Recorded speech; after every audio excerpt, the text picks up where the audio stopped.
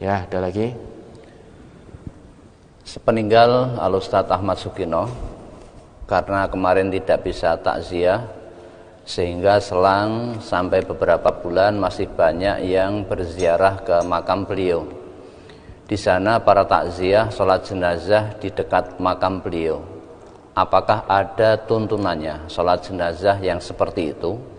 Kalau boleh, apa ada batas berapa hari dari waktu meninggalnya? Apa boleh sampai kapanpun tanpa batas waktu?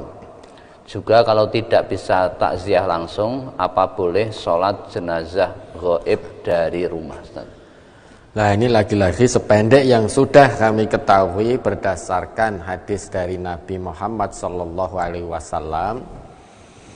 Sholat gaib di atas makbarah, sholat gaib di makbarah itu memang ada tuntunannya. Nabi pernah melaksanakan itu. Ya, intaha Rasulullah sallallahu alaihi wasallam ila qabrin radbin, bahwa Nabi pernah berhenti pada kubur yang masih basah, artinya yang masih baru. Kemudian Nabi berhenti, fasalla alaihi, lantas Nabi menyolatkan, wasoffu wa khalfahu, dan para sahabat lantas membuat sof di belakang Nabi. Kemudian wakabbaro arba'an, beliau bertakbir, beliau dan para sahabatnya bertakbir 4 kali. Jadi Nabi pernah berhenti pada satu kubur yang masih basah, masih baru. Lantas Nabi berdiri untuk menyolatkan, kemudian para sahabat membuat sof di belakang Nabi.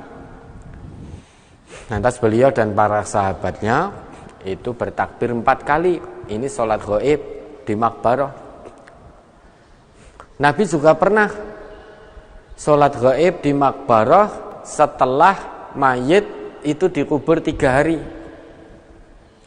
Setelah mayit dikubur 3 hari, hinan Nabiya sallallahu alaihi wasallama shalla ala mayyitin ba'da mautihi bisalasin. Dahulu Nabi kita itu pernah sholat, ya ini sholat gaib di makbarah, ya, terhadap jenazah atau mayit sesudah 3 hari dikubur. Selain itu, Nabi kita juga pernah sholat gaib di makbarah terhadap mayit setelah dikubur 1 bulan. Inna Nabiya sallallahu alaihi wasallam shalla ala mayyit ba'da syahrin. Dahulu Nabi kita pernah menyolatkan seorang jenazah di makbarahnya sesudah dia dikubur 1 bulan, sesudah 1 bulan dikubur. Artinya dari sini Nabi kita pernah menyolatkan gaib di makbarah terhadap mayit yang baru saja dikubur. Pernah juga menyolatkan yang sesudah 3 hari dikubur. Pernah juga menyolatkan sesudah dikubur selama sebulan. Sholat gaib di makbarah. Batasnya apa? Ya tidak ada batasnya. Karena menurut riwayat Nabi tadi, Nabi pernah sholat di makbarah yang baru selesai dimakamkan. Pernah pula 3 hari, pernah pula 1 bulan. Nah, itu terkait dengan tuntunan sholat gaib di makbarah. Adapun sholat gaib di rumah, mohon maaf, sependek yang kami ketahui, kami belum tahu tuntunannya. Ya, mudah-mudahan bisa dipahami. Ada lagi? Barangkali ada yang mungkin menggunakan dalil bahwa Nabi itu mengerjakan sholat gaib ketika Raja Najasyi. Ya. Raja Najasyi, memang ada yang menggunakan dalil itu ketika Raja Najasyi wafat, maka Nabi menyolatkan sholat gaib. Memang berdasar apa yang dilakukan oleh Nabi ini, kemudian lantas memahami bahwa sholat gaib dari rumah itu bisa dilaksanakan karena Nabi pernah melaksanakan. Namun demikian, ada pula yang meyakini Nabi melakukan itu karena pada saat itu Raja Najasyi adalah satu-satunya orang yang memeluk agama Islam, sehingga di negerinya itu tidak ada orang Islam sama sekali selain Raja Najasyi tadi.